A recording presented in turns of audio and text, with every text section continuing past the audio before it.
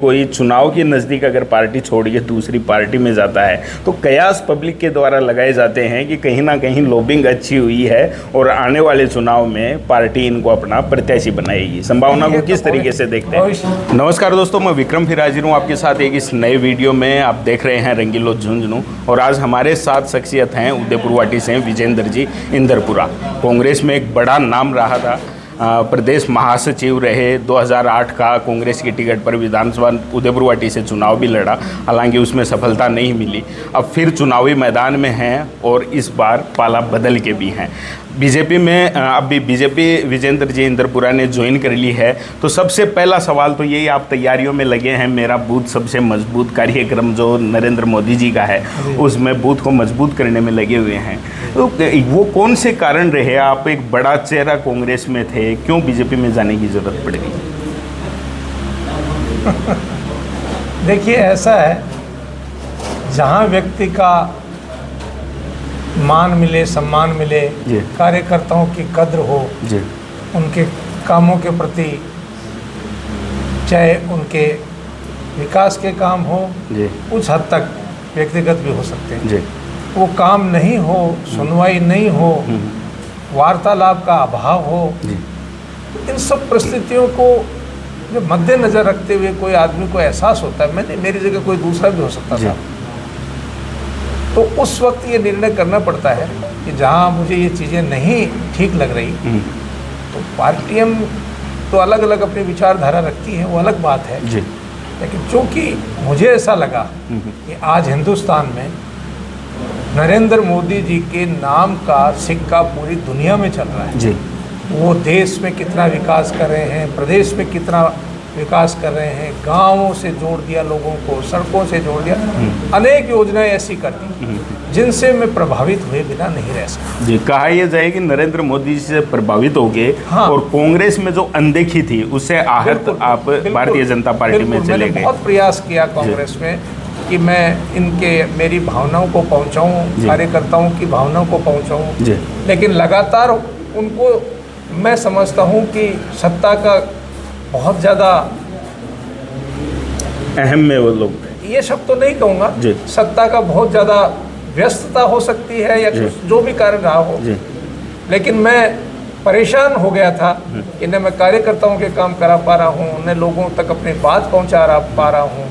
तो ऐसी परिस्थितियों में मेरे कार्यकर्ताओं की भी इच्छा थी और मैं मोदी जी की रीति नीति से बहुत ज़्यादा प्रभावित था, इसलिए मैंने ये फैसला किया और भारतीय जनता पार्टी को ज्वाइन किया। भारत लोकतांत्रिक देश है और लोकतंत्र का त्योहार चुनाव को माना जाता है। वो त्योहार नज़दीक आने वाला है और कितनी तैयारी करके बैठे हैं उस त्योहार को मनाने के लिए? देखिए, पार्टी जिसको टिकट देगी वो एक तो महत्वपूर्ण है। मैं भारतीय जनता पार्टी में प्राथमिक शाला का प्राथमिक स्टूडेंट हूँ।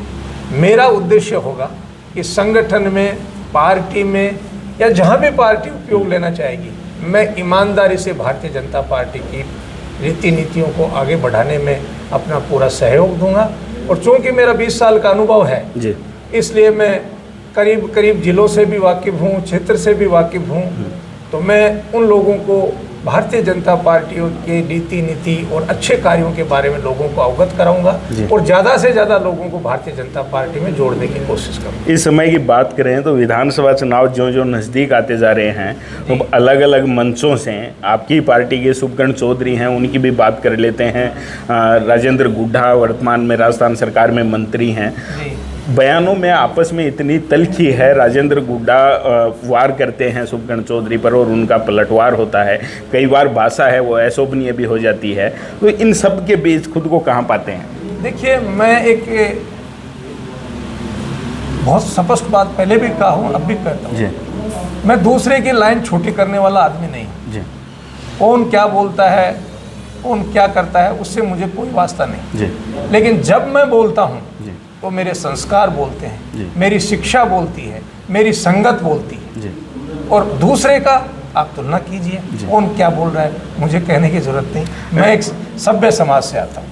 पार्टी भारतीय जनता पार्टी आपने ज्वाइन की है और ये नेचुरल सी बात है कि जब भी कोई चुनाव के नज़दीक अगर पार्टी छोड़ के दूसरी पार्टी में जाता है तो कयास पब्लिक के द्वारा लगाए जाते हैं कि कहीं ना कहीं लॉबिंग अच्छी हुई है और आने वाले चुनाव में पार्टी इनको अपना प्रत्याशी बनाएगी। संभावना को किस तरीके से देखते हैं?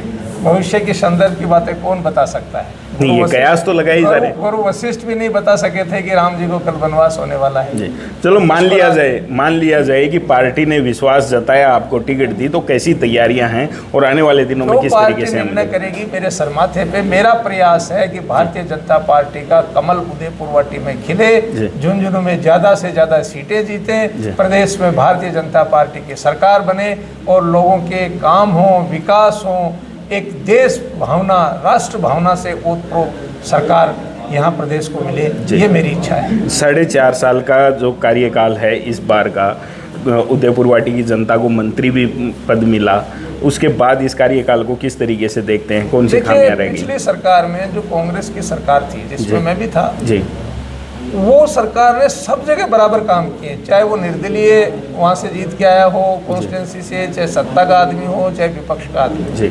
मुख्यमंत्री ने दिल खोल के लोगों को और योजनाएं दी, उनको सैंक्शन जारी किए, इसलिए कोई ये तीसरी लेने चाहे कि मैंने ज़्यादा करा दिया, मैं समझता हूँ ये शोभा नहीं देता। मुख्यमंत्री ने सरकार के काम किए और हर क्षेत्र में अपने हिसाब से किए हैं, उसमें कोई कम ज़्यादा 19-20 हो सकता है, लेकिन सबको मिला है, खूब मिला है, ये पक्की बात जी। बहुत धन्यवाद विजेंद्र जी। और जिस तरीके से हमारे सवालों के जवाब विजेंद्र जी से हमें मिले, इन सवालों के जवाब तो हमें मिल गए, लेकिन इनकी सच्चाई जानने हम आपके गांव और आपके शहर पहुंच रहे हैं। देखते हैं कि किस तरीके का आपकी राय है। धन्यवाद।